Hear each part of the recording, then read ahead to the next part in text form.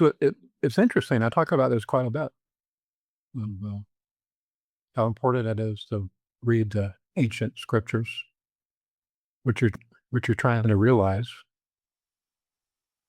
self-realization is ancient, and it's something new, something older than the earth itself. So it's very, very old and isn't new. There's nothing. There's nothing new about it. It's ancient. So the ancient scriptures, the oldest of scriptures, are very important to read. The ones that have survived so long uh, have real truth in them, whereas the ones that are coming now have many, many impurities in them, many ideas, thoughts, concepts, because there's very few um, God-realized people writing books. Very few. In fact, it would be hard um, to name a God-realized person. People will name popular people, people that they've heard about, people that are in the news. They'll never mention somebody who isn't popular. So they're getting their ideas, names from popular sources. So the reason I recommend it is that the original scriptures, as in God is original, the first, as in the first person, um, speaks of and teaches the way that I was taught. And I was taught 55 years ago that the world, there's no joy in the world, there's no happiness in the world, there's no comfort in the world, there's nothing lasting in the world, there's nothing of value in the world.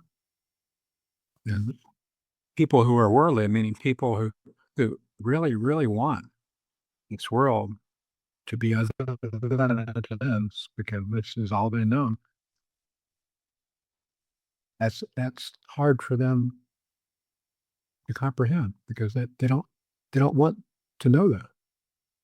They want to think that God will come into their life and make their life in the world beautiful and perfect. I don't know any examples of that being so. Can we turn that down? Okay.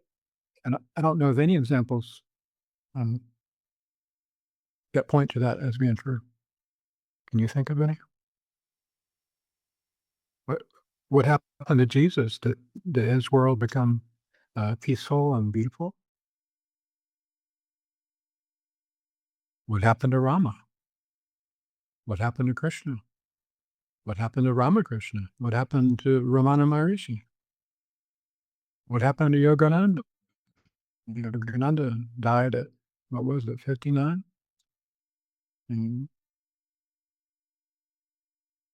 No, didn't make their lives perfect. There's no such thing as a perfect life.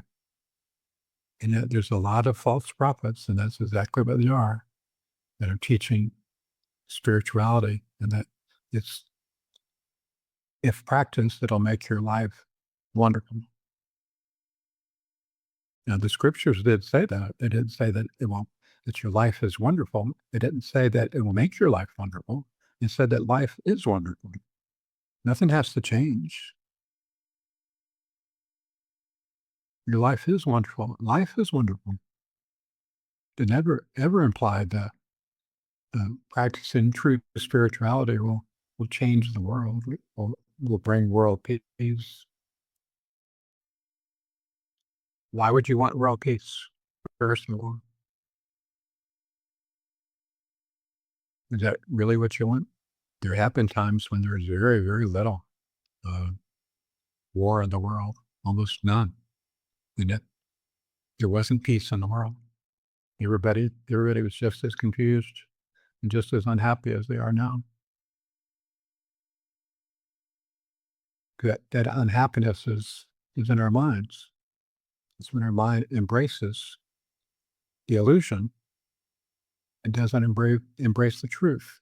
We're unhappy. Now, if we're given hope that something will bring happiness into our lives, some change in the world will bring happiness into our lives, it gives us a sense of hope. And a sense of hope can give us a sense of hope for peace, which can give us a little bit of false happiness. And spirituality has never been about hope, ever. I've over the years, I've read quite a few of the ancient scriptures, and I've never heard the word hope being used as part of spiritualization. I've heard the word despair being used, or hopelessness being used, or resignation of never realizing. I've heard of that being used. That's how the Bhagavad Gita starts. Arjuna's depressed because he doesn't think he'll ever have self-realization or God realization. He doesn't think it's possible for him. It's exactly what I thought after many decades of practice. So I practiced for decades, and I didn't have what I was looking for. But I didn't stop practicing. Right, I didn't practice less.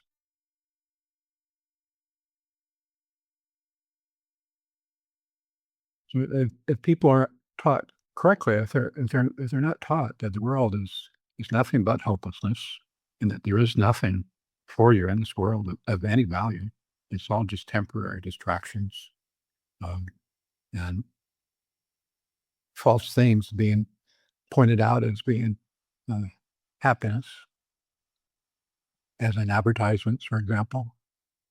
Everything that somebody is trying to sell you is a sales pitch for extreme happiness. As in the food that you buy from them will give you extreme joy and happiness.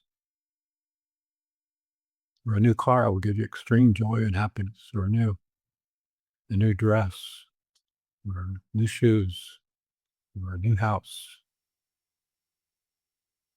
Or if I could just meet that one special person that I know is out there, what do they call them now? A twin flame. If I can just meet my twin flame, then I'll be truly happy.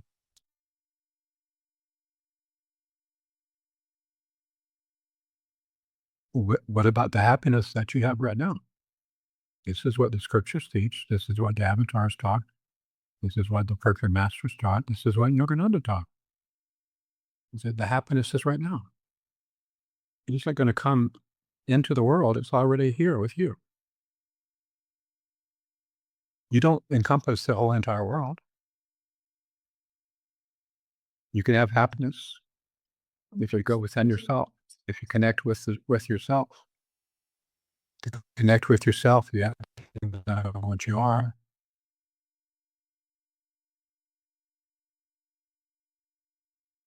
There's very, very little wisdom being shared in the world today. If somebody gets to the point to where they're really truly looking for wisdom, they go to teachers, or they go to the New Age scriptures. You try to find a teacher that makes them feel better about themselves. You try to find a book that makes them feel better about themselves, or that gives them hope. A teacher that gives them hope, or a book that gives them hope.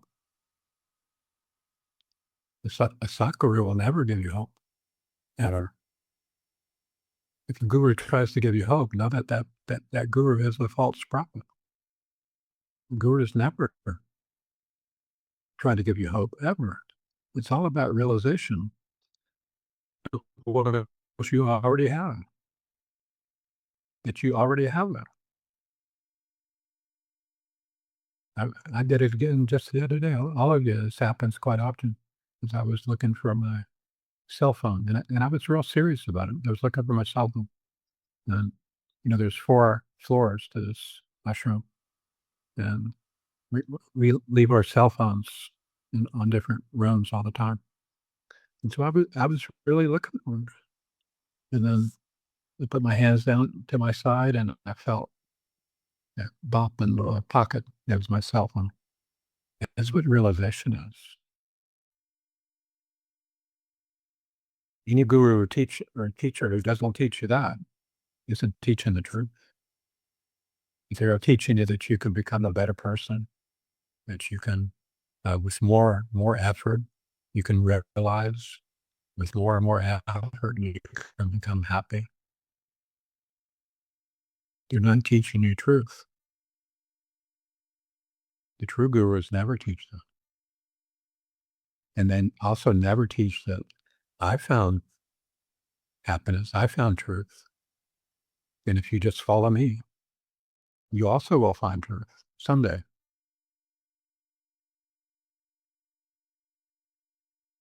Because that also isn't true. True guru has never said that, never will say that. They'll never say, follow me, and the truth will be revealed to you. Ever. They never say that. They teach you a sadhana. They say, practice your sadhana, and the self will reveal itself to you. They never say that I'll reveal the self to you.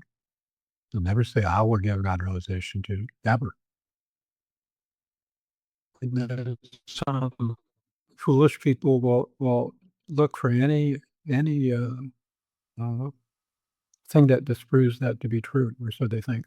So they'll say, well, Ramakrishna gave samadhi to Vivekananda. Um, Dr. Puri gave samadhi to Ramakrishna. Well, samadhi is not realization of truth. Samadhi is a state of mind. And you can have samadhi yourself. You don't need somebody to give it to you. It isn't that hard. It's just concentration is all it is. Concentration on the right thing. All of us experience various types of samadhis. And the problem is we're concentrating on things that are temporary. If you concentrate on something that isn't temporary, then you also can have samadhi. If you really concentrate on it, it doesn't have to take more than a few hours at all. The only reason it would take more than a few hours is because you're not concentrating.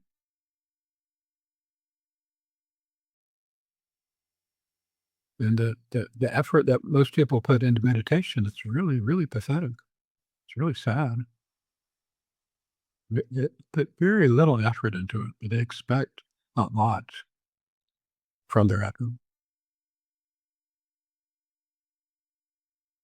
And so I've been meditating for 3 months for an hour every morning, and I haven't had any realization. I don't see any light. I don't hear any divine sound. I don't seem to have any wisdom. Um, okay, look at it. Look at it in reality. An hour a day every morning. Uh, you never actually even reach meditation if you're meditating for an hour every day. What you're doing is you're practicing different kriya techniques, 3 or 4 or 5 kriya yoga techniques in an hour.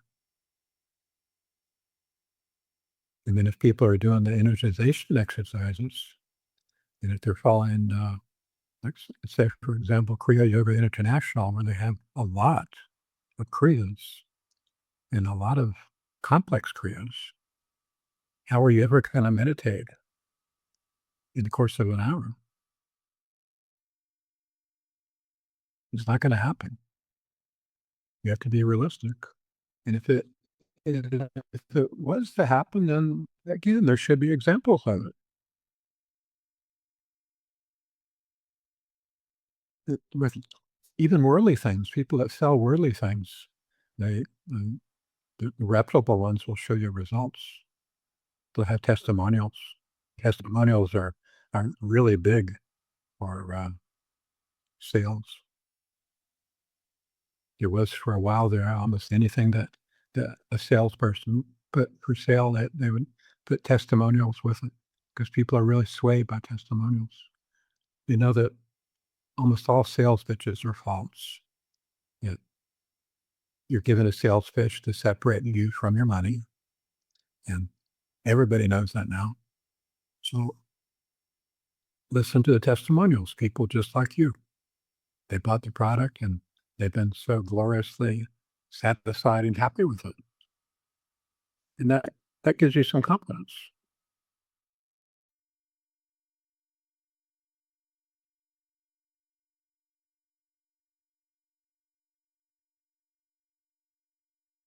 So before you can practice with strong concentration, with the concentration that's necessary in meditation, you have to be driven. And there's nothing that drives us more than sorrow. As soon as you lose a loved one, someone you really, really love, you're driven to find answers.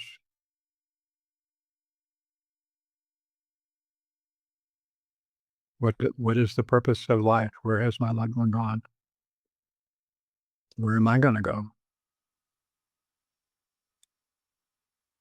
Why is it that it seems like I finally found happiness in somebody, and then that somebody, that special person, is taken away from me? And start looking for answers.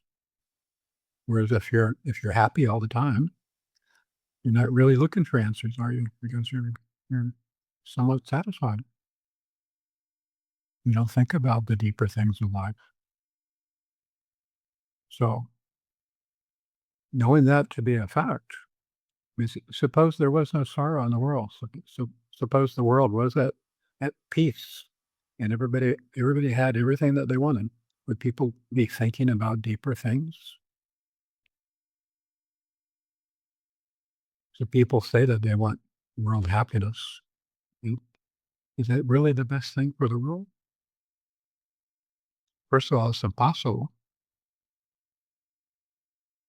Just just just a little bit of thought will show that to any person that that's impossible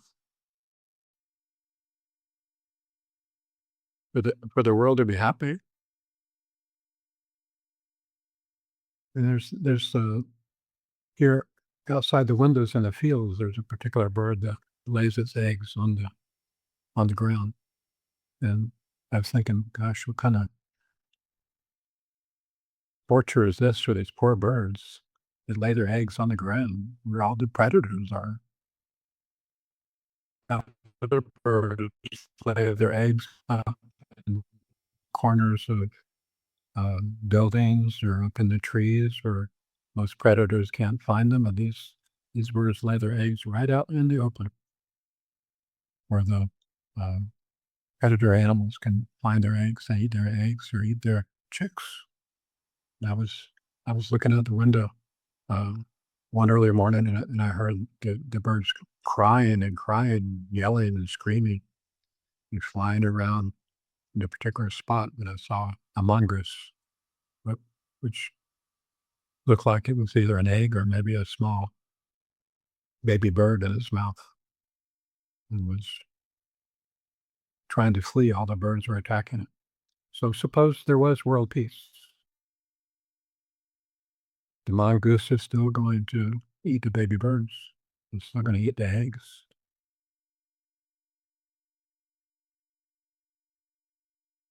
So, in order to have real happiness, you would have to have um, a mongoose that is hungry, and then that would also be unhappy if a mongoose is starving to death. Or a mongoose to go completely against its nature and start eating vegetarian. And then if all the animals ate vegetarian, would there be enough vegetarian food for everybody? And then some of the animals would overpopulate the earth, and that would spread disease. And then the humans would also get the disease.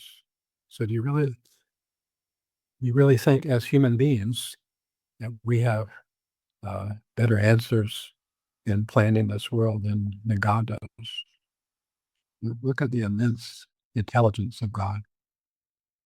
And then God is maintaining all of this world. He's maintaining all the other worlds. We go up on the roof and we look at the stars, we look at the planets, and those are just the ones that we can see with the naked eye. And the stars are far, far, far away, long, long distance away.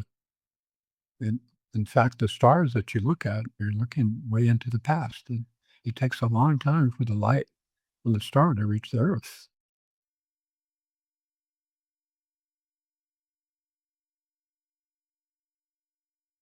So all the answers to absolutely every single thing of importance is within inside of you. And we've heard that many, many, many, many times. The answer is within you. Meditate and you'll find the answer. How many times have you been told that?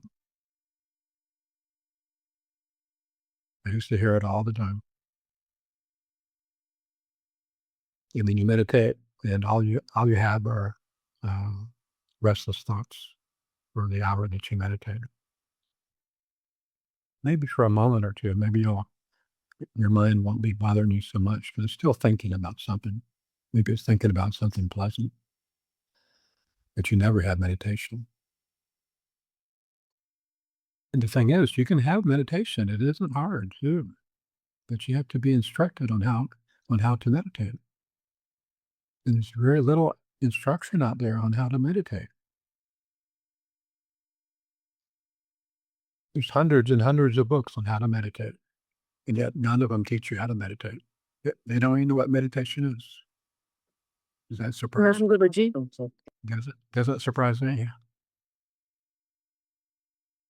And then there's thousands of spiritual teachers that teach you how to meditate, and they also don't know what meditation is. They all tell you that something external to yourself is meditation. Doing something external to yourself is meditation. Doing some activity is meditation.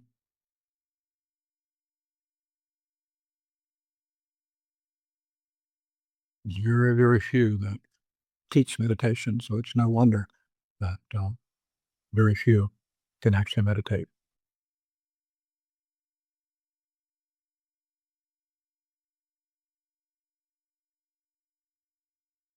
Meditation is when you connect with that within inside of you, and it's tangible, much more tangible than anything physical, much more tangible than anything that any activity that you can do.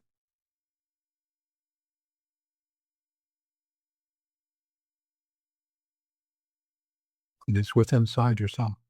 Your thoughts aren't within inside yourself. Just view this for a few minutes. What are thoughts? How do you perceive a thought? Just think about it just a little bit. How do you perceive a thought? It's always outside of you. It's never within you. Ever. It's always something that you hear or you see or you feel. It isn't within you. People will describe their thoughts. Oh, I was thinking of um, what my mother, uh, the way that she used to bake a cake back when I was young. You'll think about that. You'll think about uh, visualize something that you want. You don't have it before you, so you'll think about it. You'll think about your future. Or most of the time, people are thinking about their past, usually about something bad that happened. Or they're thinking about the future, usually some worry that they have. But the thoughts are always outside of yourself.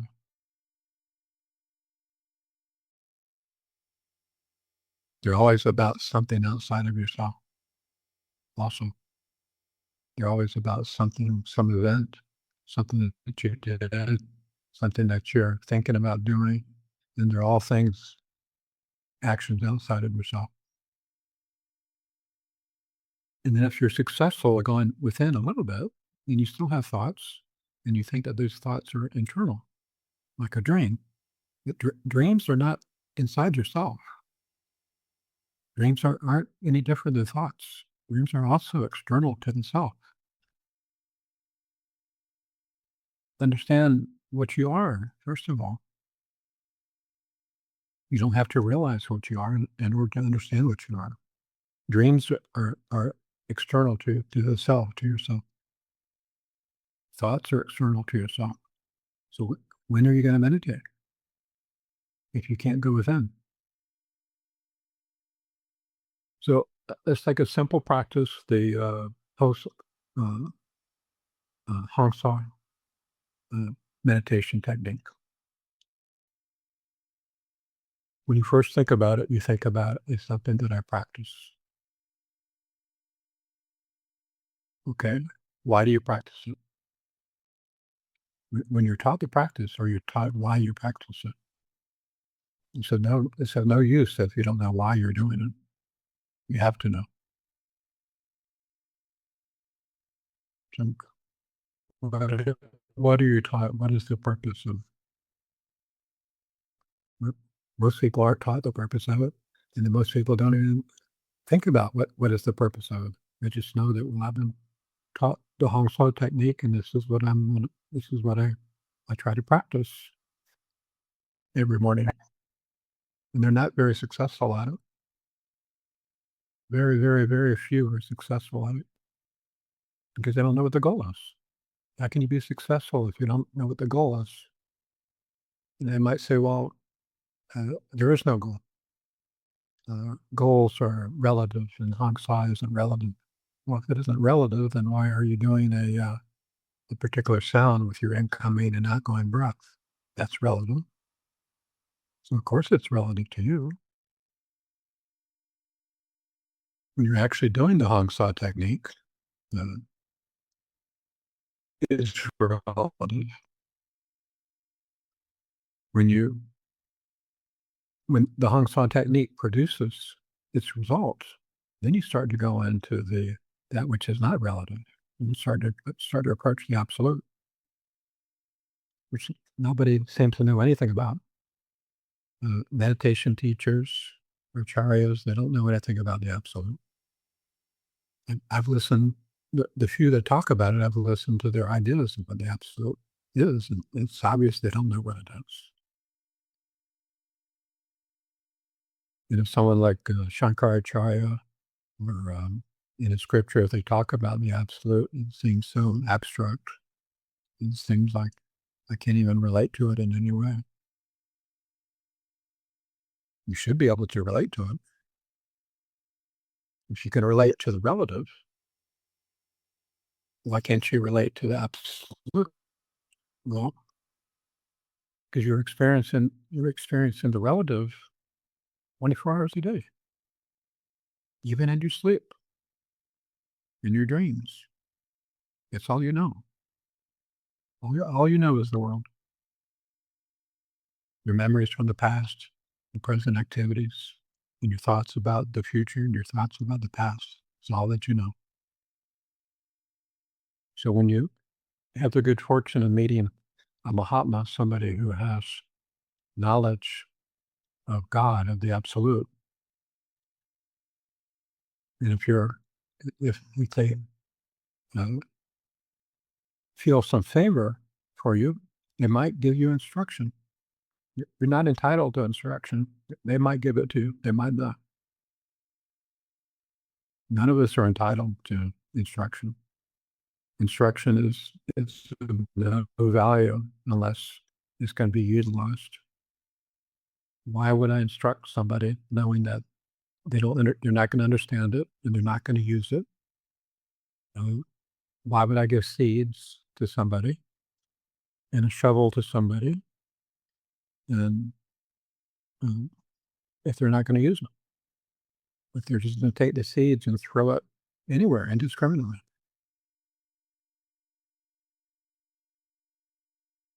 in a shady place, in a dark place, on rocky ground, on hard ground, no water, no sunshine, they didn't even know how to utilize them. Why would I give them instruction just because they say, uh, it's my birthright? You have to give me instruction. I want God, so you have to give me God. Just because I want. Maybe that's how your parents are. That's not how the guru is. But most people have not ever been taught anything differently. Most spiritual teachers today want to be popular. And to be popular, you have to say agreeable things. And you have to talk about things uh, that make people happy. Like if you take initiation into Kriya Yoga, you'll have extreme, remarkable, beautiful life. You'll never have another sorrow in your life. You'll be given such understanding of life that even in the midst of sorrow, your sorrow will be turned into joy. Your mother can die, and yet you'll be joyous in the understanding that life is eternal. Nonsense like that.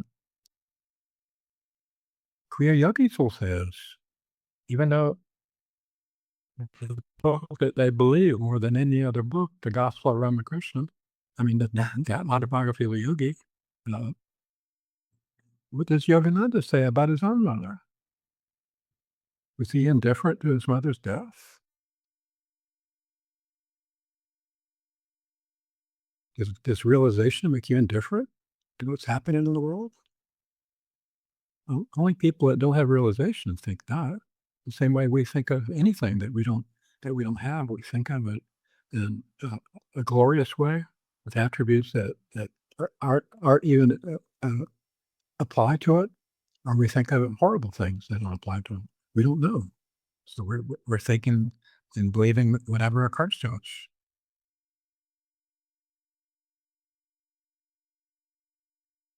So if we do have the fortune of meeting somebody who preaches the truth, and if we have the good fortune of recognizing it, understand that you're in the minority, and this shouldn't bother you because you're only one person.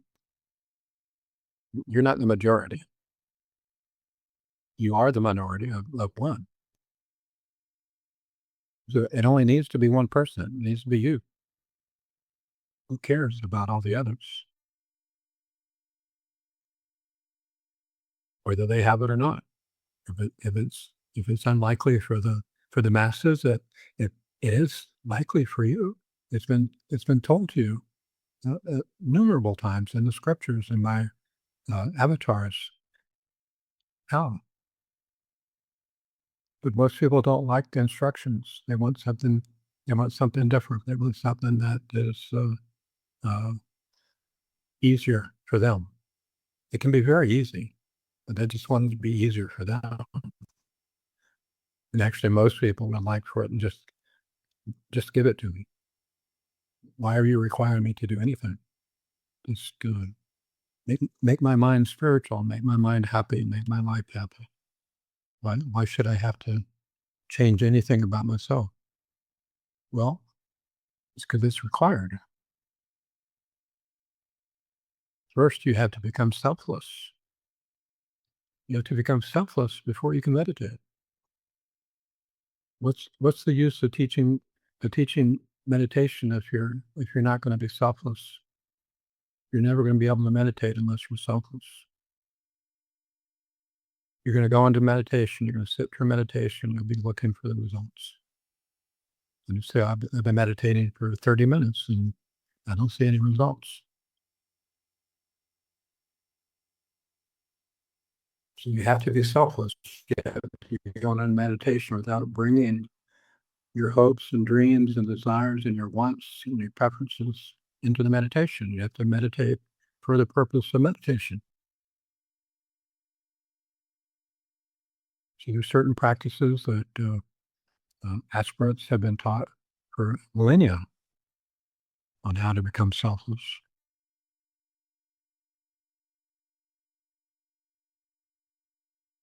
Number one way to become selfless is so simple, is to think of others before you think of yourself. Rather than thinking of your own comfort, think about the comfort of others.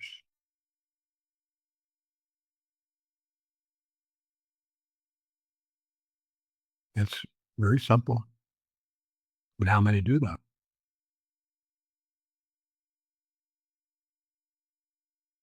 Very often, people in a family, for example, they'll fight over the thermostat. Is it too hot? Is it too cold? It's really quite common. Or in the workplace, it's too hot. One person is too hot, the other person is too cold.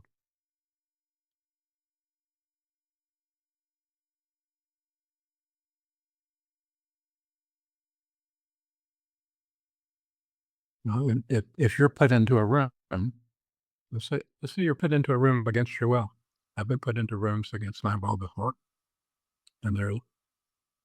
Take it to one instance, I was put into a room against my will, and there's somebody else in the same room against their will. Um, and you're not put into situations like that because you're um, the best of the best of people. So I was put in this room, and the first thing I thought was, first thing I thought about my feeling was, "Gosh, it's really cold in here. Really, really, really cold." And I didn't have all I had was just a thin shirt. I felt very uncomfortable because it was so cold. And so I looked around in the room for some way to change the temperature.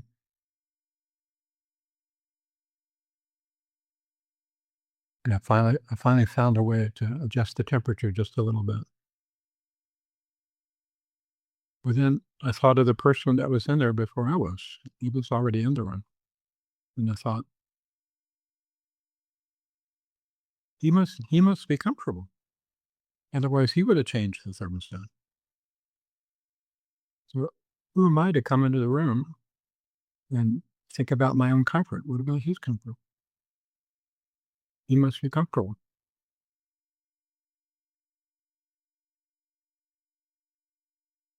And so I left it as it was.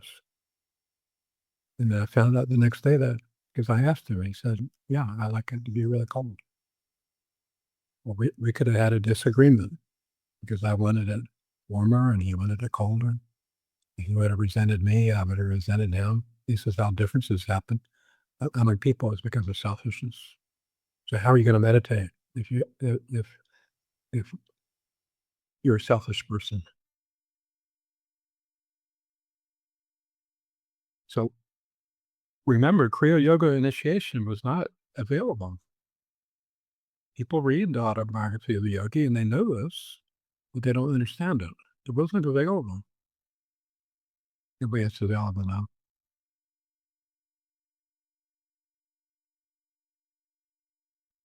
Harry Masaya had a long argument with Babaji about, let me give Kriya Yoga initiation to people in the world, people that put great value into the world. Let me give it to them, the ones that are really suffering. They don't know it. They don't know what the cause of their suffering is. But if I can initiate them, then they can. Um, I'll give them satsang first, so they'll start to understand that real happiness comes from the self. It doesn't come from um, outer worldly conditions. In that time, Babaji was only giving Kriya Yoga initiation to those that renounced the world. In other words, took sannyas. Taking sannyas is a very big thing. It's literally renouncing your life in the world for the rest of your life. That's how serious it is. It's more serious than marriage. In a marriage, if things aren't going well, you can get a divorce or try to get a divorce and just walk out. Sannyas, you can't ever walk out. You can't ever stop. Once taken, you can't stop. You can't take it back. So the person had to have real serious commitment before they were given Kriya Yoga initiation. People don't people don't study the history of Kriya Yoga. You're told certain things and they don't think about it. They listen to what other people say about it. They don't investigate it for themselves.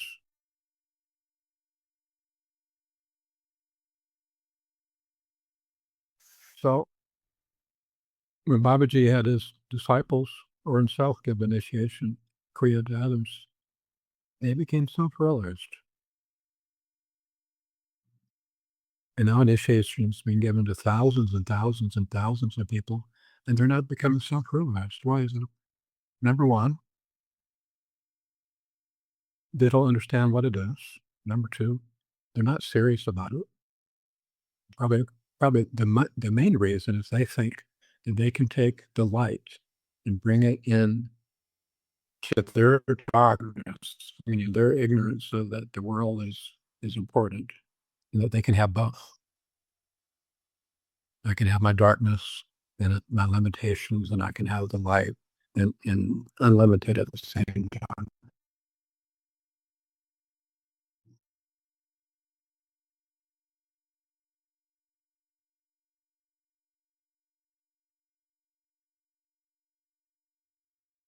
I didn't come about this understanding this recently. I had this understanding from the beginning, and then it was reinforced from what I understood by Mahatmas who also understood this.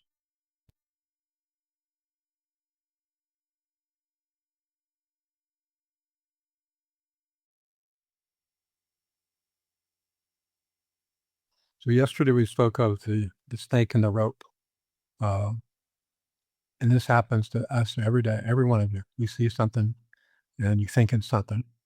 And then upon closer reflection, you see that it's something else entirely different. Uh,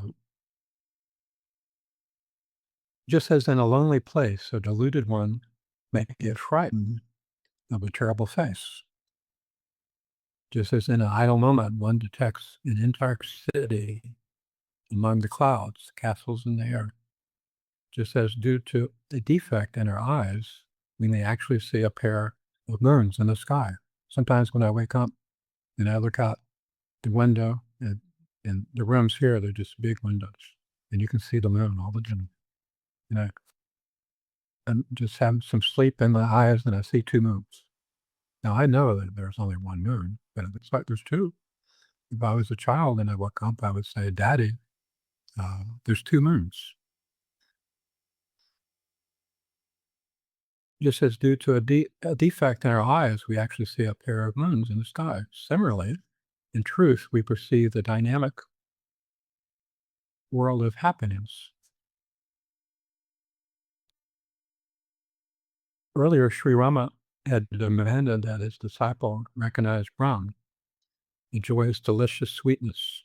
He threw away the world of plurality. I have a problem putting that word without teeth.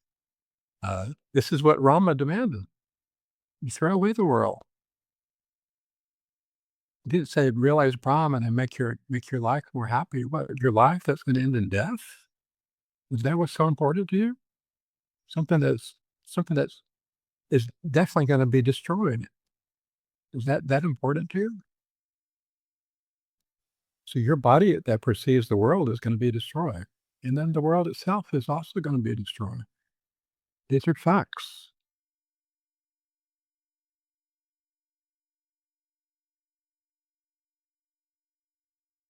Enjoy its delicious sweetness and throw away the world of polarity, as we do in the empty shell of a tender coconut. So you crack open the shell and you scoop out the sweet, tender coconut, and then you have an essence of the coconut milk. But what do you do with the husk? You throw that out.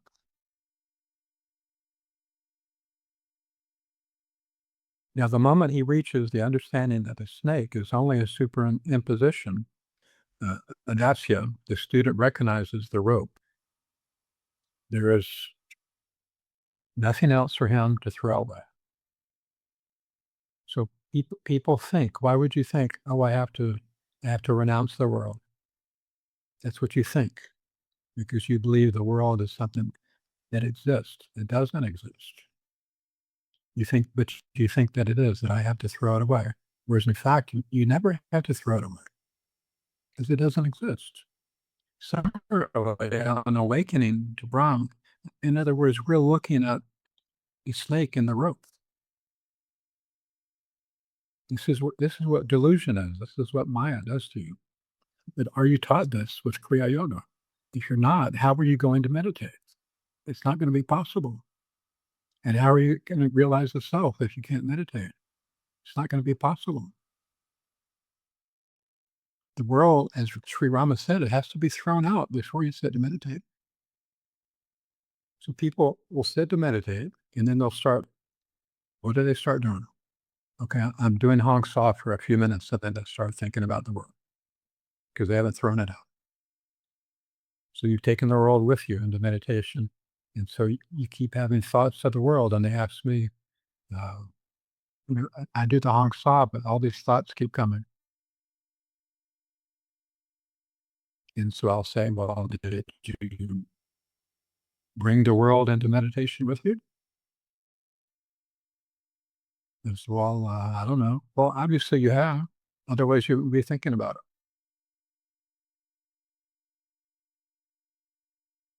There is, in fact, no world to be rejected. So then the delusion makes you think that you have to reject something that doesn't exist. And then it causes conflict in you. This is the illusion causing conflict in you, in your thought that I'm trying to do the right thing. In doing the right thing, there's never any conflict. It's the mind that creates the conflict. Rejecting the world, uh, as in renouncing the world, there's no conflict.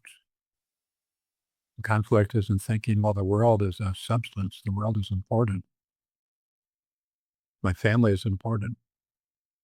My job is important. My health is important. My happiness is important. What's the one word that is before all of that? It's I, my, I. Why don't you just throw away the my and throw away the I? When I first started talking, what did I say? Selfishness, selflessness. Become selfless, and you won't have any of these uh, misunderstandings. But today, it wasn't that way before. Wasn't that way with Sri Yukteswar. Wasn't that way with Lahiri Mahasaya. Definitely not that way with Babaji. You were taught the truth. The world has to be rejected completely. Now, I know this from experience because I've rejected the world completely. There's like one tiny bit of the world that I keep with me.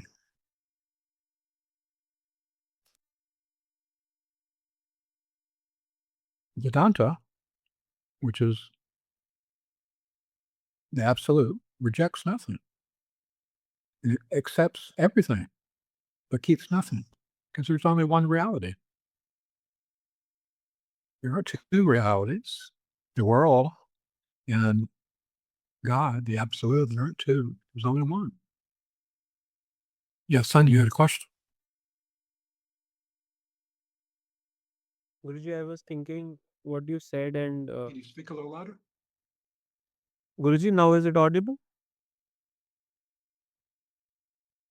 Okay, I turned up my volume. Let's say.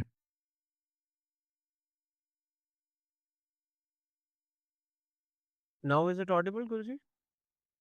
Yeah, I turned up the volume. Okay. So Guruji, I was saying that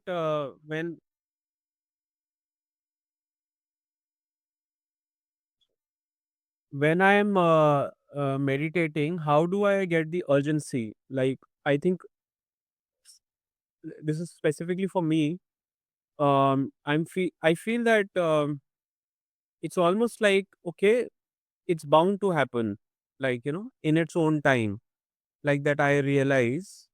So I I want to understand, is that a delusion, or how to overcome that you have that urgency consistently, like, when you say that death is coming, it is all known, but it's also like a false promise, you can say, that yeah, realization will happen. So how do you create that urgency consistently in daily meditation, that you Makes you think it'll happen. Who told you that? You read it somewhere, or somebody told you? You don't know.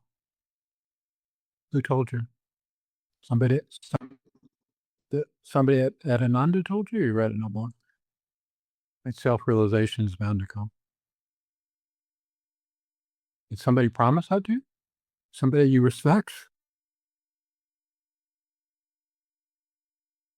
Guruji, it's almost like that line when even when you say that there's nothing to be added unto you, right? But I think it's a false something. I don't know where I'm stuck, but I think I would love to break this also. Yeah, I don't think I would put a lot of stock in something you can't even remember the source of where you heard it from. I wouldn't put something as important as meditation and to an idea from some source you can't even remember what the source is. It's bound to happen.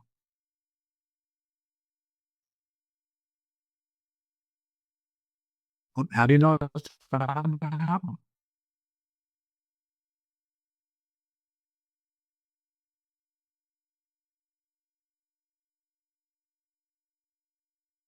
Well, you don't. It's something that you heard that somebody said, and I don't believe anything that anybody says. Never have. Why would I believe anybody? I stopped I stopped believing anybody when my mother told me she wouldn't pull my tooth out. And she said, "Trust me," and I trusted her, and she pulled my tooth out. That's when I stopped believing in what people say. Very, very rarely do you encounter an honest person that does what they say they're gonna do. Or sometimes it's just circumstances. They intend to, but they don't because the circumstances are such that they can't follow through. Uh, uh,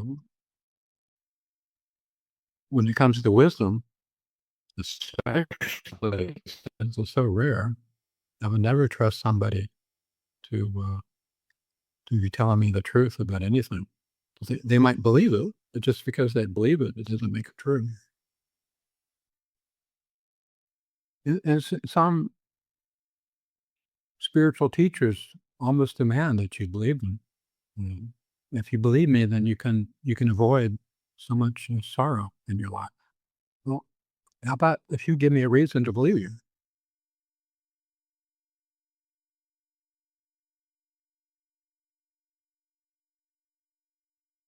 I would never treat a so-called spiritual person as somebody special.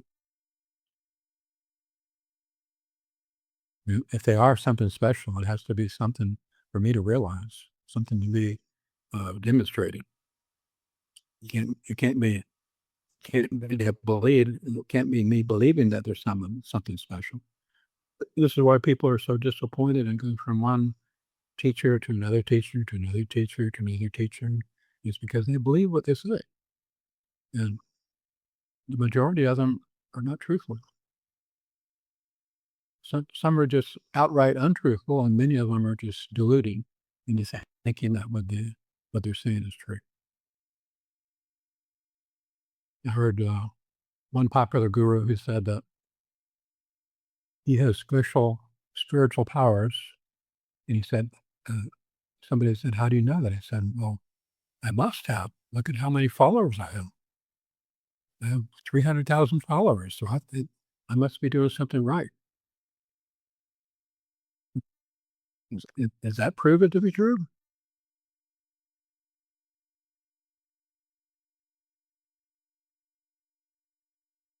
Take a real popular singer. It's the most popular singer in the world right now. What's that girl's name? It's real popular. Uh, Taylor Swift, Guruji? who? Taylor Swift? Yeah, that's what I was thinking. Taylor Swift. The Taylor Swift has more followers than any religion in the whole entire world, and more people follow Taylor Swift than will ever take Kriya Yoga initiation. So she must be uh, the divine feminine incarnate, right? Because she's the most popular. So popularity has nothing to do with spiritual spiritual truth. Spiritual truth is the most unpopular thing.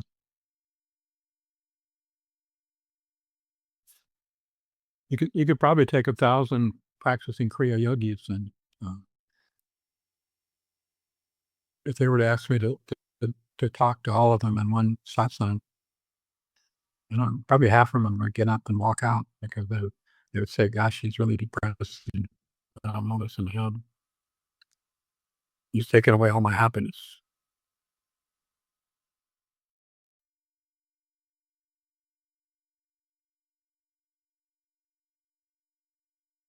But the stories of the true gurus, you've heard that some of them can be really harsh, like Sri Yukteswar. They would take away all your happiness. They would disprove everything you believe in. They would disprove you, so you wouldn't have anything to believe in anymore. It's like, you prove to me that it's not trustworthy. He's destroyed all my ideas. All my concepts have been destroyed. If there was a guru like that today, people would run.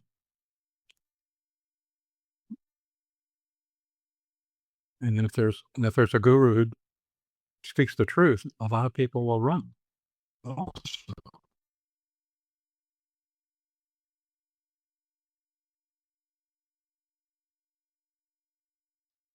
you want a spiritual teacher that'll make them feel good within their own delusions.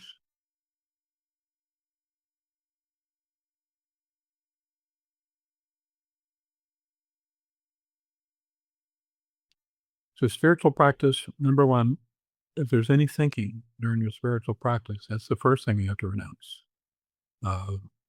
Thinking about your spiritual practice while you're practicing your kriyas. You shouldn't be thinking about the kriya, you practicing the kriya, or what you're experiencing or what you're not experiencing. You should be bringing your mind full of thoughts into the meditation. You should empty your mind before you do your meditation. Meditation doesn't give you peace and calmness. You have to be calm and be at peace before you can meditate. And if you're not calm, if you're not at peace before you meditate, then you're not living correctly.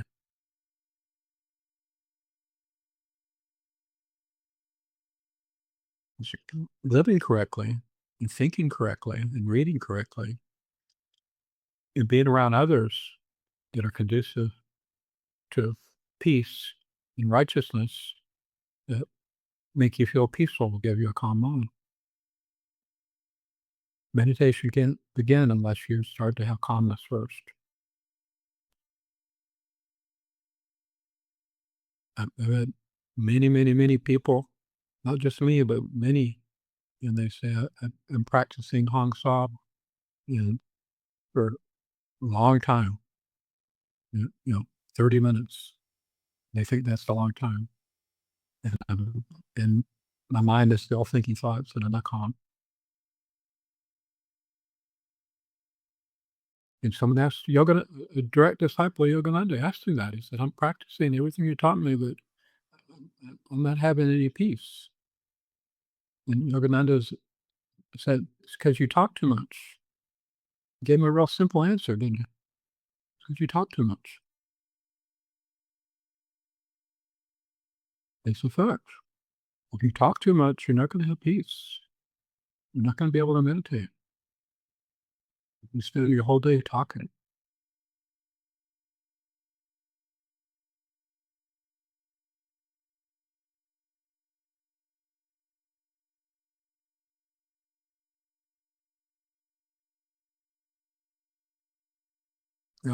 We live here in a village, and so there's a lot of people that work with their hands here. They're out with the crops. They have the cows to tend to, and they have their crops to tend and plant and irrigate and the sorts of things that are out in nature. Sometimes they talk a lot, but most of them are quiet all throughout the day, and they have a peaceful mind. Now, when they get back with their family, they can have a very unpeaceful mind. But when they're by themselves and they're not talking, they're not thinking about what the relatives were saying. They tend to have a quiet mind. It's that quiet mind is what you use to meditate with. If you're really upset about something, you shouldn't meditate. That's another reason why you meditate first thing in the morning, because usually people don't wake up upset, and they usually don't wake up thinking about the conversation that had 5 minutes ago. They've been away from the world for 6 hours or 8 hours, so they fasted from the world. And then before you start eating the world again, that makes you upset, you got right into meditation. So you're meditating with a calm mind. That's why you do it. It isn't because it's an auspicious hour. What's auspicious about it is that you've been away from the world for 8 hours.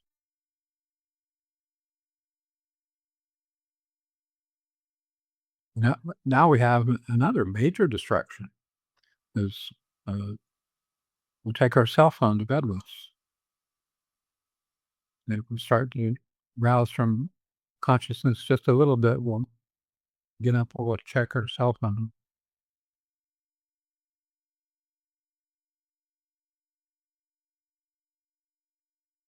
Whereas before cell phones, you didn't have that. Before computers, you didn't have that. You go to sleep and you would sleep to the night.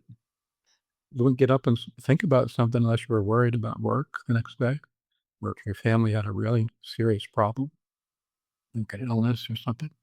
You wouldn't be spending all your time with all this useless information. Some have told me, well, oh, I get it, and I check Guru Kripa.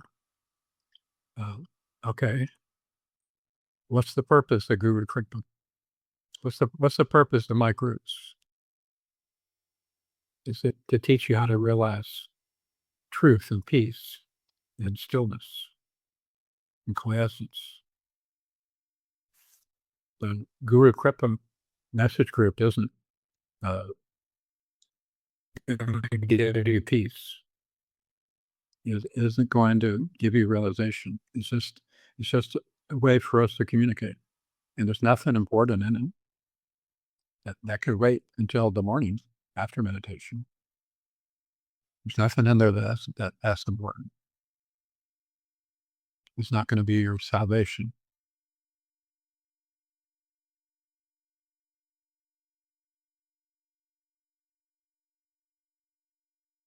So if you're feeding of the world as if it's something vitally, extremely important, and then you go to meditate, but your whole entire day has been given over to the world is real, the world is important, my family is important, my job's important, my health is important, all of this, all day long.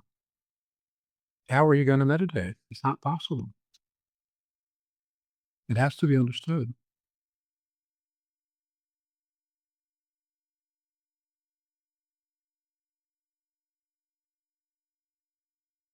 And then some people that live in an ashram, I've lived in many ashrams, they think, well, I'm doing the work of the ashram, and that's important. And as long as I'm doing the work of the ashram, then I should be able to meditate. I should be able to think that all these activities of the ashram are important. All these activities of your kriya yoga organization are important. So if I'm thinking about that, then I'm fine, because none of that is the world. That's all the work for the gurus. Why would that be the exception? Is the work for the gurus? Does it really require us? Are we needed for that? What's the whole purpose of the gurus? It's for your own self-realization.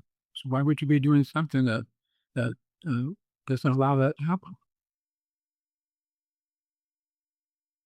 Well, it's because we're trying to propagate Yogananda's message.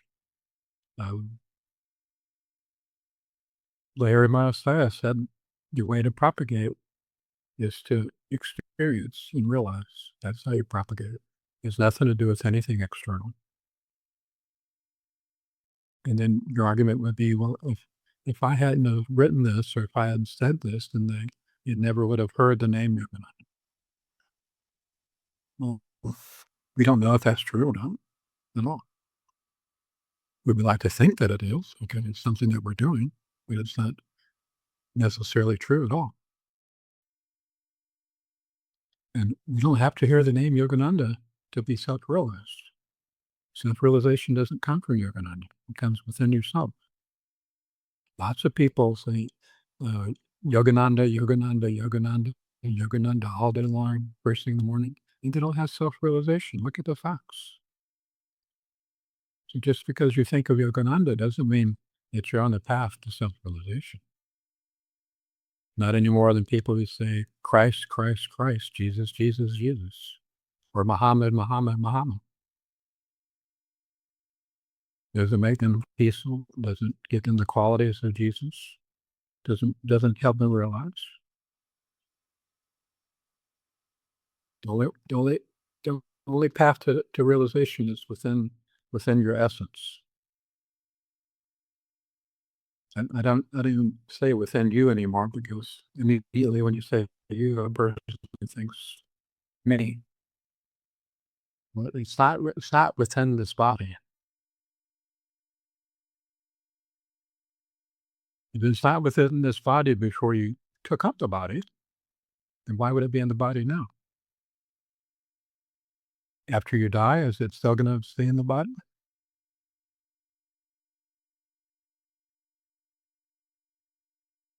In the world, but not of the world, means that you're temporarily inhabiting a body, but you're not of the world, because you don't believe anything that the world says.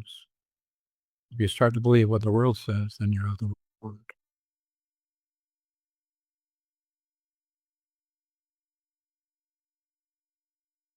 So, any more questions?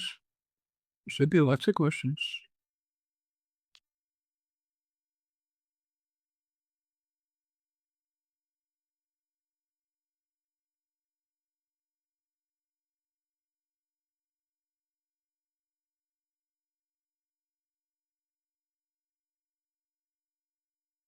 Guruji. Guruji, Yes. just taking this forward, I'm not sure if this is true, but if I have a guru, like I have you as my guru, so am I assuming that I need less effort instead of more? Like when you had your gurus, so you were putting more effort, like you were consistent in your sadhana. So I'm just thinking that am I putting less effort because I have a guru? Well, in order to supposedly get an answer to that question, you define for me what is less effort and what is more effort. And otherwise, my answer won't have any meaning. So what is less effort and what is more effort? You just said, am I putting less? Do I need to put in? Is more effort required or less effort? So okay, so what is less effort? What is more effort? Like Guruji, when I had taken like one-on-one, when I spoke to you, it was about an hour meditation.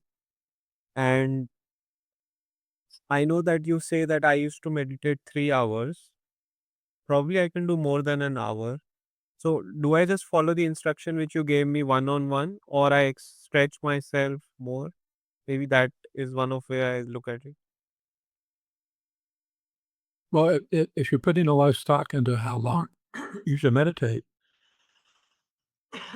understand that you're not dealing with anything progressive as far as realization goes. Because meditation has nothing to do with time at all. So what you're referring to is how long should I sit in mahasana, and how long should I practice kriya techniques, is what you're asking. Now that I can tell you how long. But how long to meditate? There's no answer for that, because there's no time in meditation. So how is it possible? And how long you sit to meditate is only important for somebody who's not really engaged with the essence of something. you would take a child whose understanding is very limited, and you want them to learn the piano, and they have a little bit of interest in learning the piano.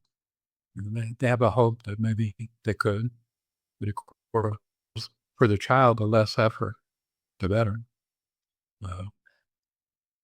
More effort means less time I have to play with my friends. And so you tell them to learn to play the piano, you need to practice at least an hour.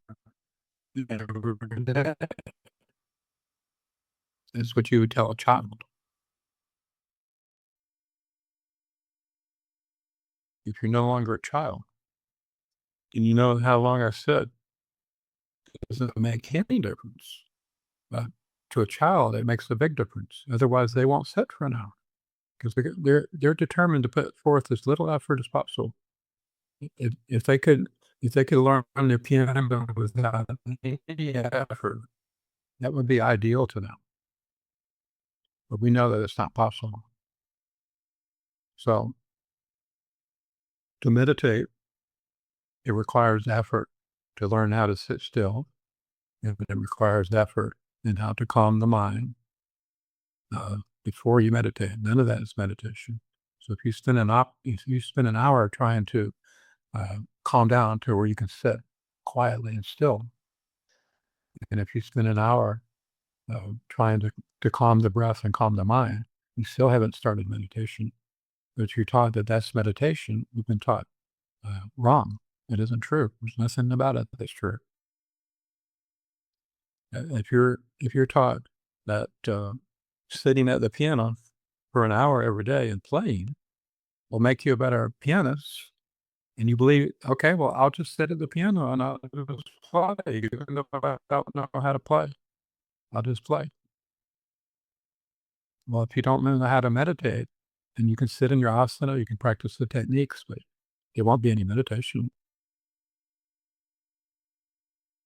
And that's why almost nobody's realizing the self in practicing Kriya Yoga. And Kriya Yoga is the easiest way to learn how to calm your mind and to learn how to sit still. It's the easiest way. It's the easiest way.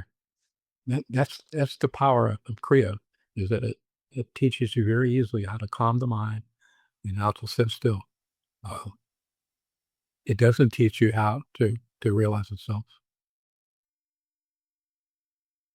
But people want to think that it does, and they're thinking, well, I'm working towards self-realization. If I do the Kriyas, I'm working towards self-realization. No, you're working towards calming the mind and calming the body is what you're working towards. And you're still not able to do that. If you practice your Kriyas regularly, you're going to learn how to calm the mind. But we still haven't started with meditation.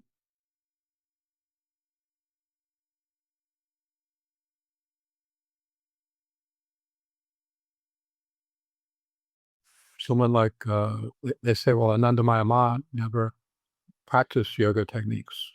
Well, she didn't need to. She didn't have any problem calming the mind. She was born with a calm mind. So people are being taught so much that's untrue about Kriya Yoga.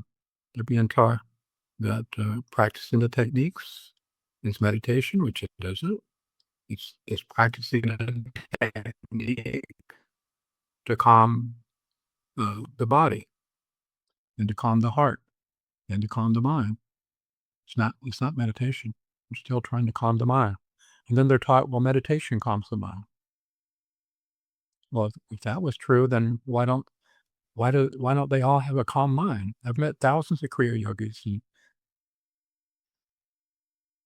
I've only met a few that have a calm mind. Most of them, their minds are just all over the place, thinking all sorts of things, all sorts of stories, mostly that involves other people.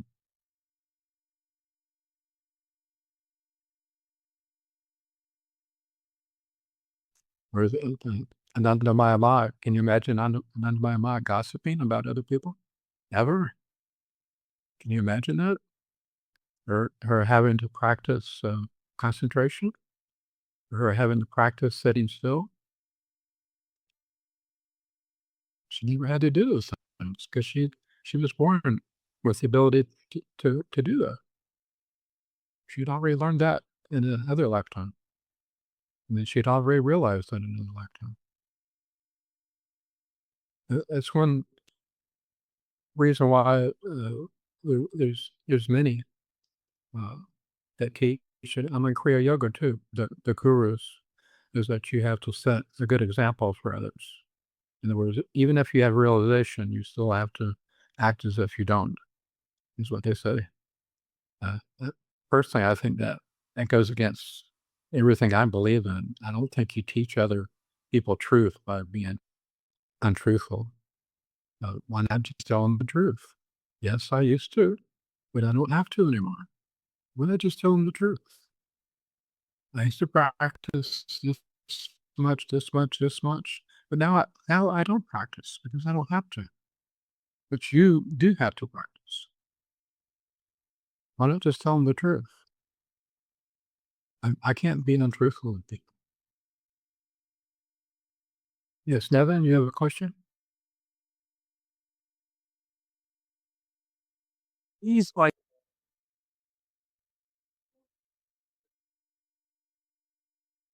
Nevin? Yes, I want to ask, you oftentimes said, what is not, what is not, what is not, but at the end, I don't understand what is. You said, okay, try to be calm, and yeah, but what is at the end? What is Kriya Yoga? I don't understand it. Okay, first of all, everything is not. Everything you can think, everything you can see, everything you can do is not. None of it's true. 'Cause none of it will persist. None of it will last. So anything that won't last is not true. So everything is not. Everything you see, everything you do, and everything you think. When you were 5 years old, there's lots of things that you thought, uh, this is true, this is true, this is true. And now that you're in your 20s or 30s, you realize that most of that wasn't true. I don't believe that anymore. Now I believe something else.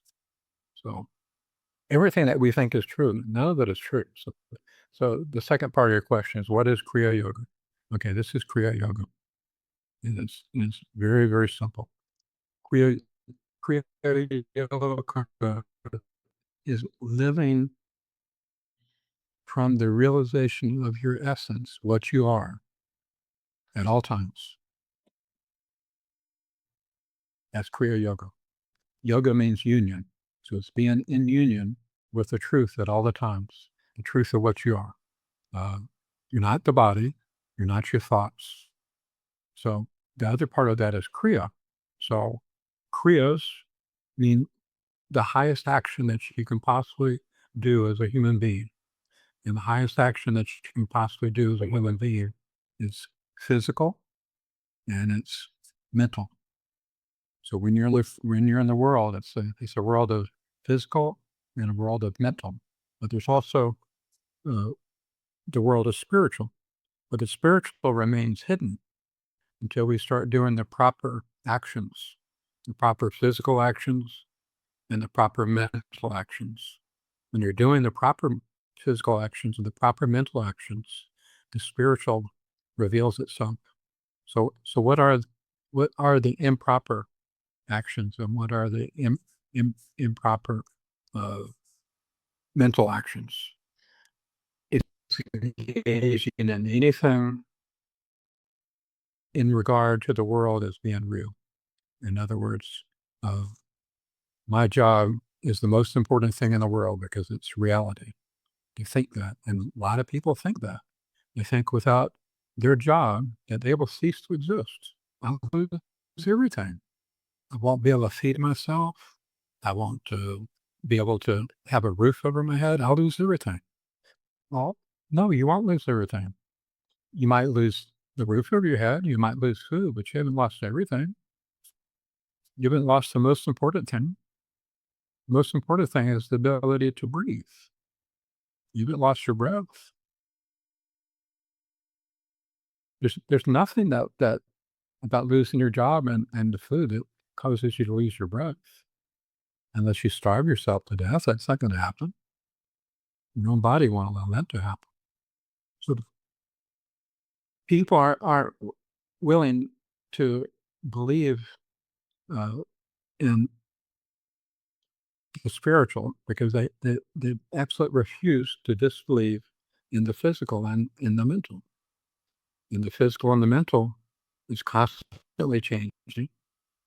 What's true about the physical now won't be true about the physical in the future.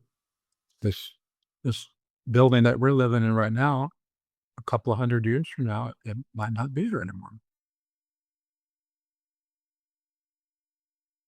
I've lived without a roof over my head, and I've lived without food. That's one of the happiest times of my life. There's nothing bad about it. It was all great, actually.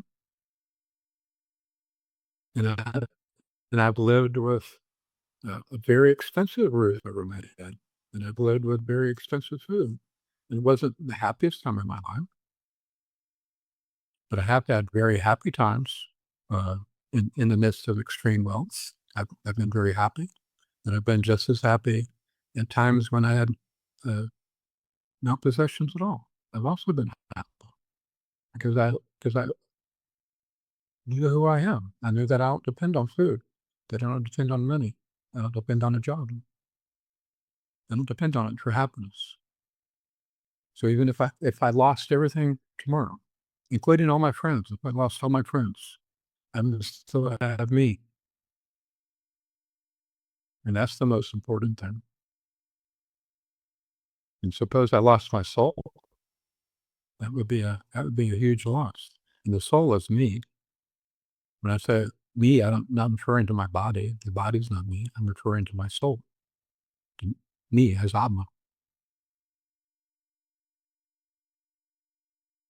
So the first yogis, I mean, they were extreme people. They weren't like everybody else. But don't think that you have to be extreme in the way you live physically. That isn't required. The Buddha proved that. It's not being extreme physically or extreme mentally. It's about being extreme spiritually. You have to latch on to God, latch on to God's lotus feet extremely. I mean, hold on tight. Don't let go. You have to be extreme about that. There's nothing in the world to be extreme about.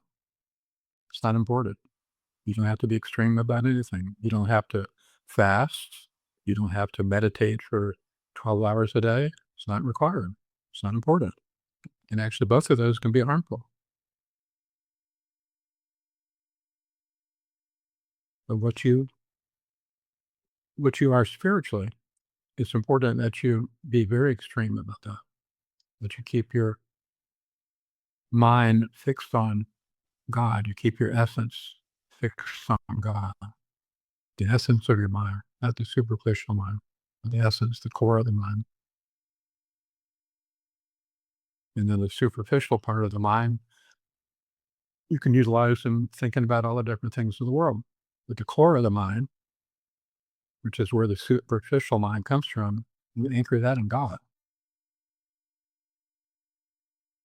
And you start to discover what that is. I'll explain to you what the core of the mind is and the superficial mind is. Um, if I sit to meditate today,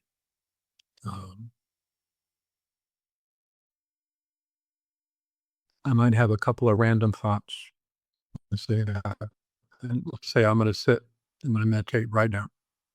I might have a couple of random thoughts, but then very shortly, within a second or less, I anchor my awareness in God. I know what God is because I've realized God. God's not a person and God's not a thing. God's a reality that's right here and right now. And you don't perceive that reality with your senses. And you don't perceive that reality with your mind. The mind doesn't give you a perception of God. The world, your body doesn't give you a perception of God. So I'll have a few thoughts. They might even be random thoughts, but very quickly they stop, and then the direct presence of God becomes dominant. And I put my awareness in that. Now, in the past, I would sit and meditate, and it might take me an hour to calm the mind down. Whereas to stop all these random thoughts. And sometimes after an hour, I still couldn't do it. The thoughts were still continuing to come in like a flood. They're thinking about all sorts of things. So if I meditated for an hour, my mind never stopped being flooded with thoughts. And then I would end my meditation. I never actually meditated. I didn't fool myself into thinking that was meditation. Don't take my word for it. Listen to the Yogananda and Autobiography of the Yogi. Everything is in there. He said that he was trying to meditate and his thoughts were all over the place. And Sri Yukteswar called out for him. And he got mad. He said, Sri Yukteswar, he knows why I'm in this room. He knows I'm meditating. Why is he calling me? And Sri Yukteswar persisted in calling him. And Yogananda got upset. So he knows why I'm in this room. He knows that I'm meditating. And then he called out. He said, Yogananda, I know what you're doing. You're not meditating.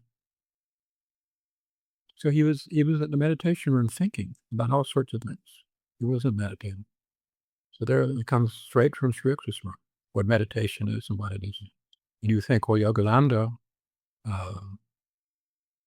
he should have had the ability to meditate.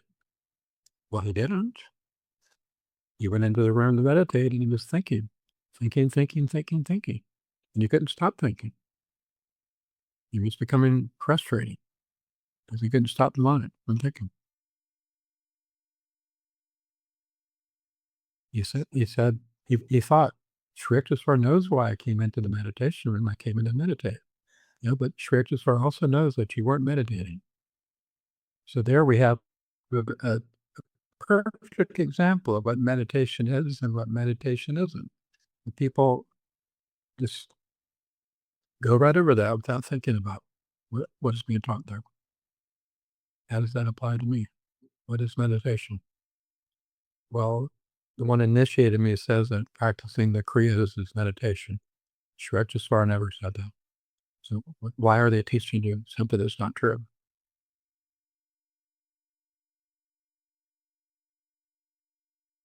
It happens because people who don't have self-realization and don't have God realization have taken it upon themselves to become teachers. That's why. They have no business being a teacher. And, well, the organization condones it. The organization wouldn't condone it if it wasn't true. You really think so? And when did the organization have self-realization? When did the organization have God realization? Organization is just a committee of people.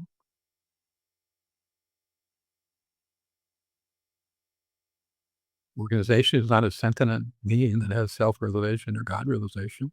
So why would anybody believe what an organization says? I would only believe what Yogananda were to say to me directly.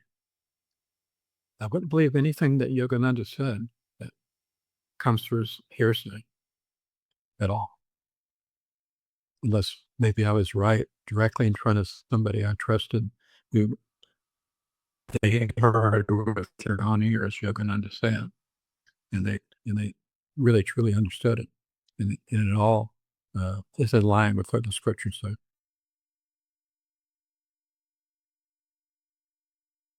So if you don't understand something, everything is complicated. I mean, it's this simple.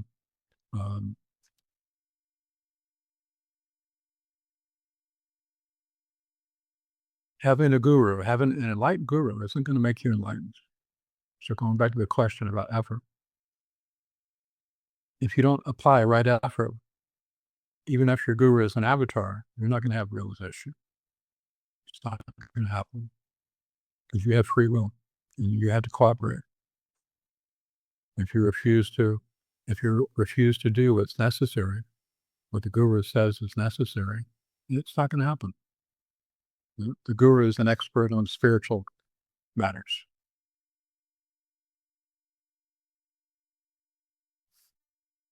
So what is necessary? First of all, is that you have a desire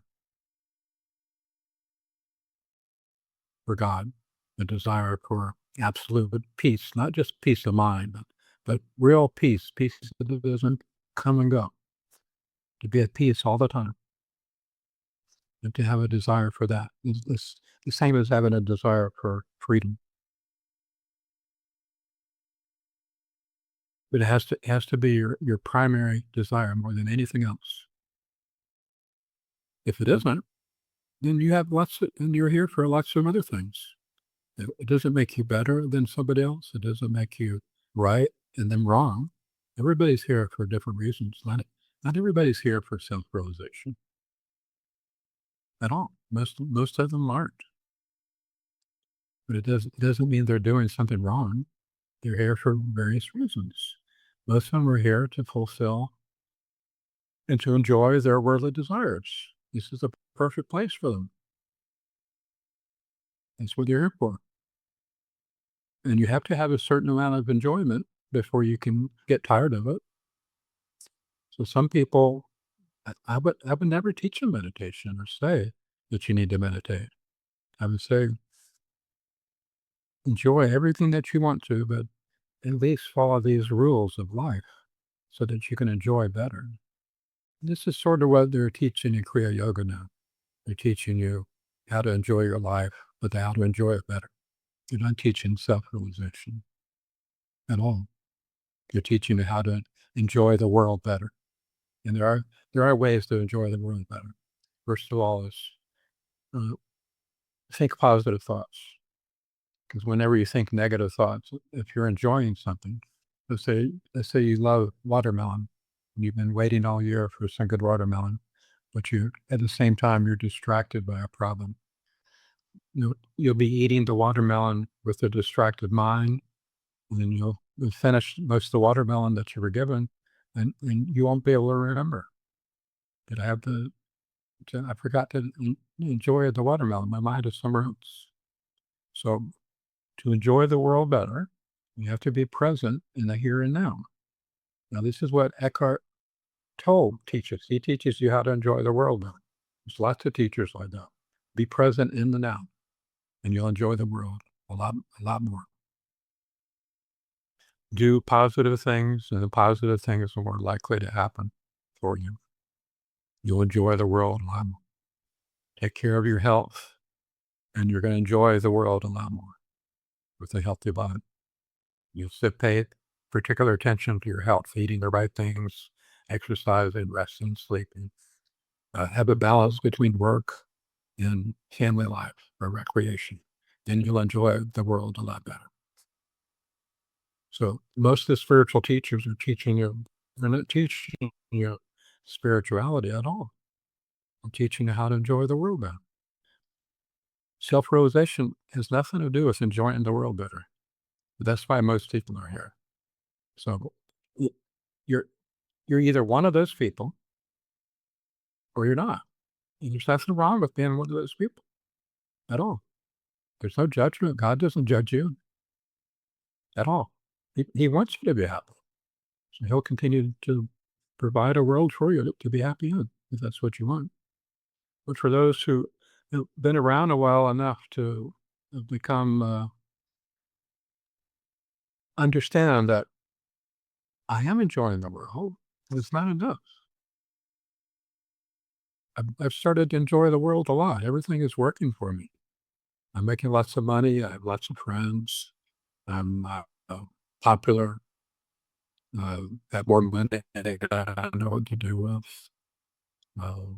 And I'm doing this to make me happy and that to make me happy, but I'm still not happy. Even then, I'm not happy. It's for those people. It's not for the people who haven't been successful in life. It's for those who've been successful. If you've been unsuccessful in life, then you're not going to have success spiritually because you're not going to have any discipline. It requires discipline. To start doing what's required to have spiritual realization is similar to I've been eating and eating and eating whatever I want every day. Whatever's put in front of me, I'll eat it, especially if it tastes good. And now I'm being told to eat only the right things. And most of those right things I don't even like. And I'm being told not to eat all of these bad things. But I want to. I'm addicted to them. Now, they would find it very hard to start eating properly. So the person who's been doing all the wrong things in life, that is the primary cause of them being unsuccessful. They have to take charge of their life and start doing the right things to become spiritually successful. Meaning the proper discipline, and it does require proper discipline. They don't want to do it. It's the last thing they want to do. They say, "Well, just give it to me. You're an avatar. You're a guru. Just give it to me." That's not going to happen. Never. Yogananda had to work hard, very hard. Nothing was given to him. Ramakrishna, who was an avatar, had to work extremely hard. He worked harder than anybody I've ever heard of. It wasn't just given to him. It's not going to just be given to you. If you have a spiritual teacher who is God realized, then you're very fortunate, because you're not going to be taught all the unnecessary things. You're not going to be taught that all these unnecessary things are important. You'll only be taught what's important and what isn't important. And then you just have to do the important things. Make sure you do those every day. And there's not going to be a lot that you're going to be told not to do. If I tell you to practice the Hang Sa technique the way that I teach it to you, all day long, and the way I teach it to you, you can practice it all day long. That's something positive that you can do. So I don't have to teach you to think positive thoughts. Do them. Because you're engaged in the concentration on your breath, coming in and out with your awareness here, and your tongue backing up. I don't have to tell you to have positive thoughts. I'm not teaching you anything about thoughts. But if you want a better life, I'll tell you to think positive thoughts. Because life, the kind of life you do has to do with the kind of thoughts you have. The spiritual realization has nothing to do with positive thoughts at all. That's just for a better life. So some fail to make that distinction. And the majority of spiritual teachers are there to teach you how to have a happy life and teach you to be here in the now. Don't think about the past. Don't think about the future. And to be positive about everything and to be grateful and to your word. These sorts of things, physical things and mental things. Physical things and mental things will give you physical results and mental results. They'll give you good physical results and they'll give you good mental results. Spiritual realization is not physical or mental. So how do I have good spiritual results? Well, a spiritual teacher teaches you that, meaning a true guru.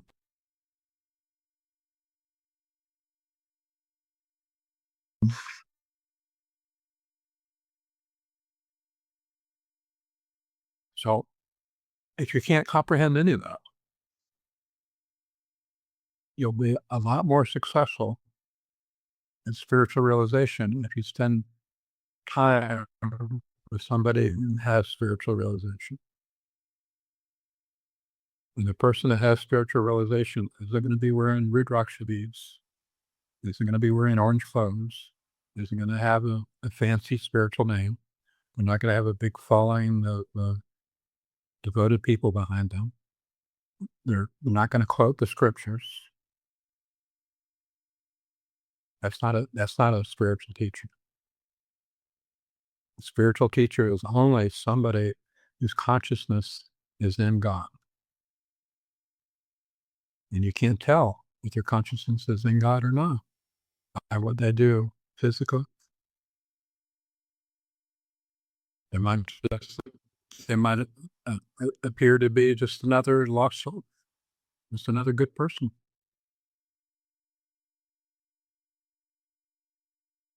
Just like anybody else. And most likely they are. And that's why a lot of people think, well, the spiritual guru is one who can perform miracles. The one that can perform miracles can be evil just as much as they can be divine. It's just the management of energy. The devil can perform incredible miracles. There's evil people that portray themselves as God, or portray themselves as a prophet that can perform miracles.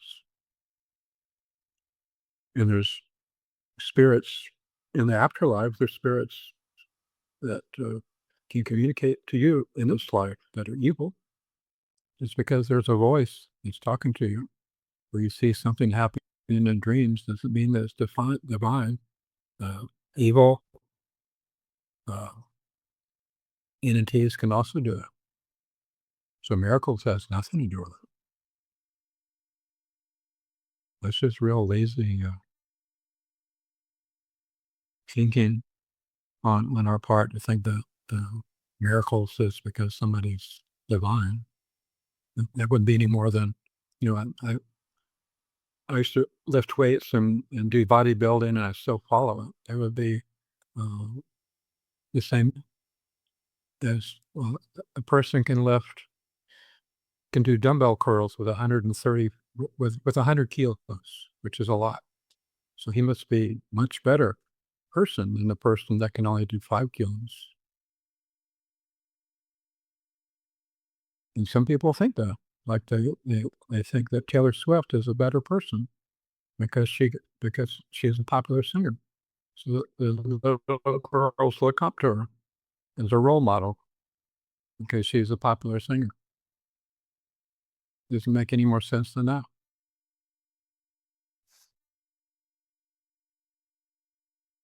This person is my hero because he's the fastest person in the world in the 100-yard dash or in the 10K. It has nothing to do with their character. That's just the power that they have.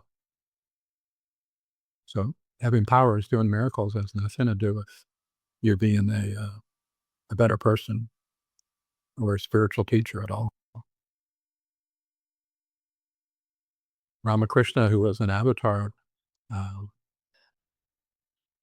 I've studied everything about him that was written, and I don't recall even one time that any of his disciples ever mentioned any miracle that he did, ever. They mentioned miracles that Kali would do on occasion, but never Ramakrishna. There's never any mention about miracles.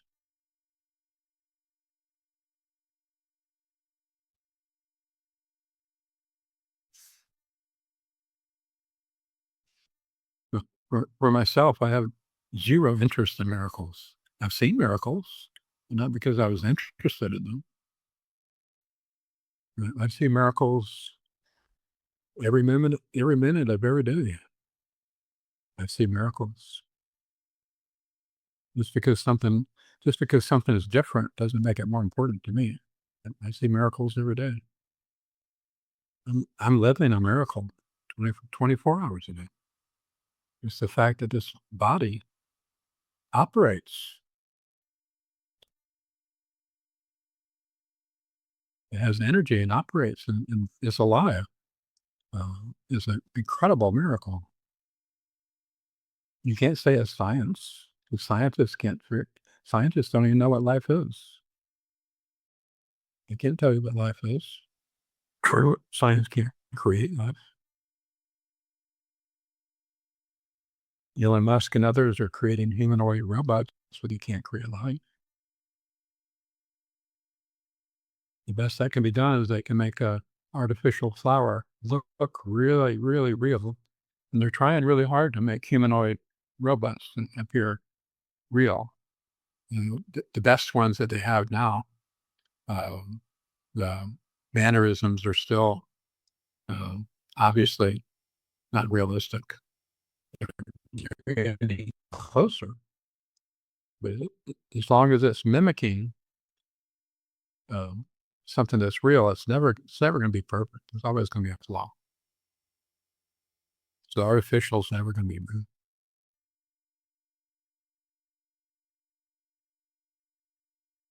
So don't try to be spiritual. Just be yourself. Be honest about it. Otherwise, your defects aren't going to be corrected. So you have to be honest. If you're not if you're not happy, then you don't have to tell everybody, but you should at least admit it to yourself that you're not happy. If you're not fulfilled by practicing Kriya Yoga, you should admit it to yourself and tell your guru about it. Don't tell other people about it because they'll judge you for it. You tell your guru.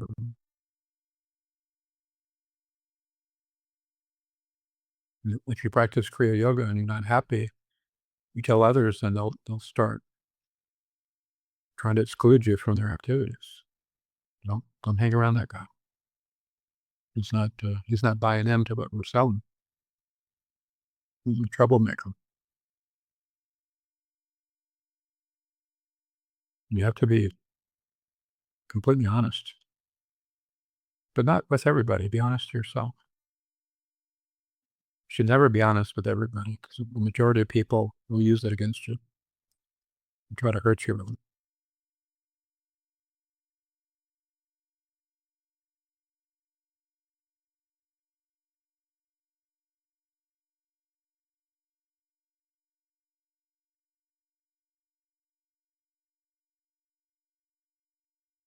Okay, we got about 15 more minutes. Anything you want to talk about?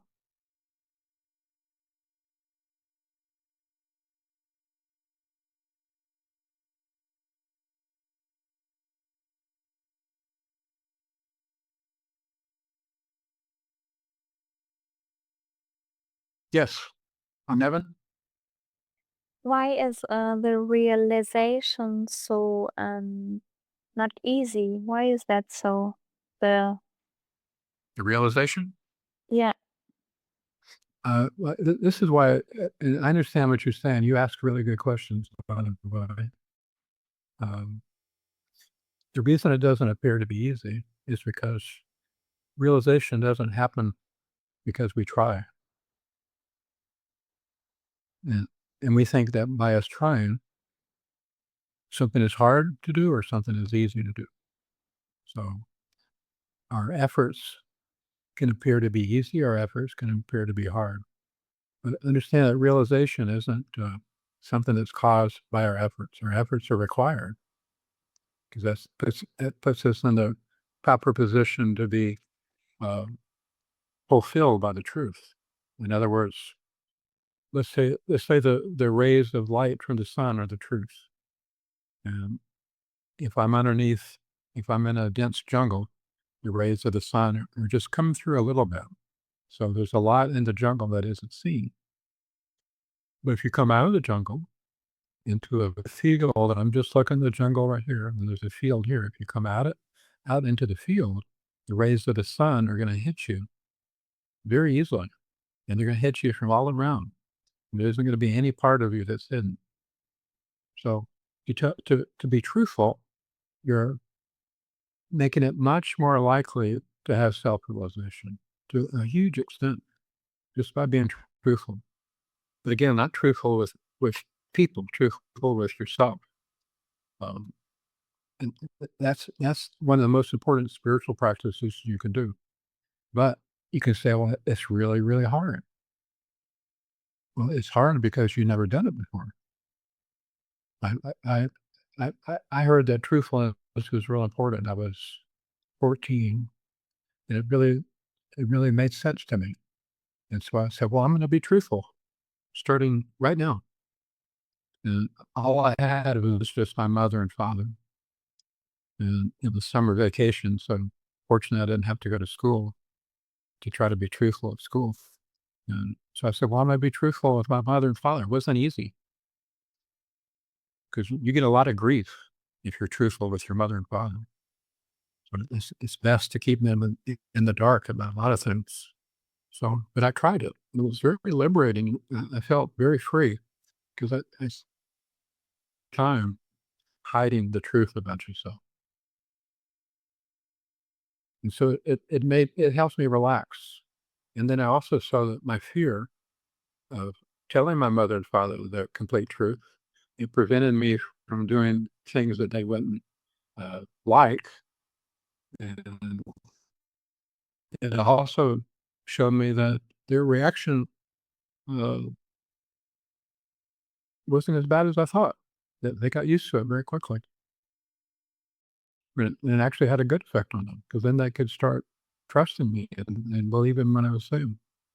So it had a lot of good things about it. And then with my meditation, it made my meditation easier because I wasn't feeling conflicted about anything. I've been truthful for the whole day. And now I'm sitting to meditate with my evening meditation. And I'm tied up with all these untruths that I said throughout the day. So it made a big difference being truthful. Paramahansa Ramakrishna said it's the most important thing is to be truthful. If you want to realize truth, you have to be truthful. How many spiritual teachers are truthful? I'm pretty truthful when it comes to speaking with everybody. And I get into trouble with a lot of it because I am truthful about it. There's a direct disciple of Yogananda, and I went to listen to him talk about his time with Yogananda and what he had realized, and he also initiated into Kriya Yoga. And he talked about health, for example. He said that there's certain things that you should never do. One was you should never smoke. That smoking is incompatible with meditation, for example. You're bringing toxins into the body, and you're cultivating the habit so that when you go to meditate, you have this subconscious or conscious feeling of smoking, but you're also trying to meditate. You not do anything while you're meditating, but you have this habit of smoking. And I noticed that after satsang every day, I even go out the back door. And I wanted to talk to him, so I saw him go out the back door. So I'd never been out the back door before. So I followed him out the back door because I wanted to talk to him. He was going towards his car, and he looked over and he saw me approaching him in his car, and he started walking faster. Like he didn't want to talk to me. I thought that was kind of strange. And so he got to his car first, and you could tell he was really quickly trying to get into the car and shut the door before I got there. But when he did, he had his glasses, and he set the glasses on top of the car to open the door to put something else in the car. And he was just shutting the door. I saw the glasses, and I picked up the glasses because otherwise he would have driven off. So he had to open them. And when he did, I could smell the cigarettes. He smoked cigarettes, but he smoked them in his car. And that's why he didn't want anybody coming near his car, because they would smell the cigarettes. Now, this is somebody who initiates others into Kriya Yoga, telling them that they shouldn't smoke cigarettes, but he smoked cigarettes himself.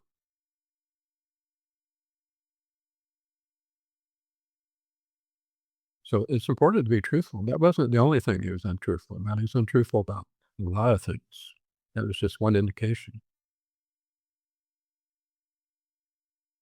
There was a lot of things I don't tell everybody because there's no reason to tell everybody everything. But most everything I tell. Well, I've actually told some people everything. It doesn't diminish me in any way whatsoever. As a as a as a devotee of God, or as being a spiritual person, being truthful. If anything, and it's actually good for you to know my struggles, to know what my problems have been, and know what my difficulties have been. And you can learn from my difficulties.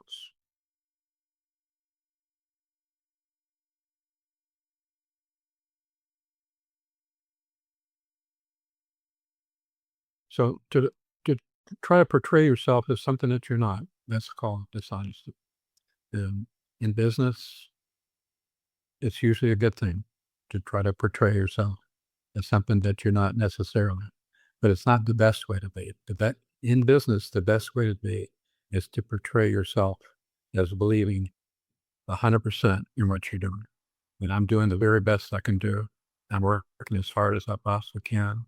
And what I'm set on or what I'm doing, I really believe in.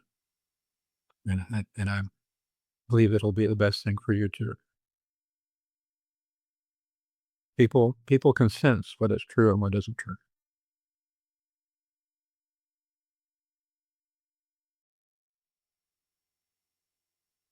And that's what Shakti is. Shakti is truth. Shakti is power. And spiritual power comes only from truth. It isn't the ability to perform magic. It's the ability to tell the truth. To tell the truth is power. And Shakti builds up by being truthful. There's nothing that builds up Shakti as much as being truthful. Shakti is experience and truthfulness. If I have experience in what I'm talking about, and I'm telling you truly what my experience is, then it comes with Shakti. It comes with power. Okay, Tat Sat, and I'll see everybody Om Tat Sat Gurudev. next. And next Sunday we're going to have Kriya Yoga initiation, and so it'll be at the time of satsang. And there's one or two that I know that I'm going to give initiation to. If there's anybody else that's been attending satsang, if you want initiation, next Sunday message me, and I'll decide if whether or not to include you next Sunday. Okay. Okay. Om Tat Sat. Pranam. Pranam Guruji. Thank you, Guruji. Thank you, Guruji. Love you, Guruji.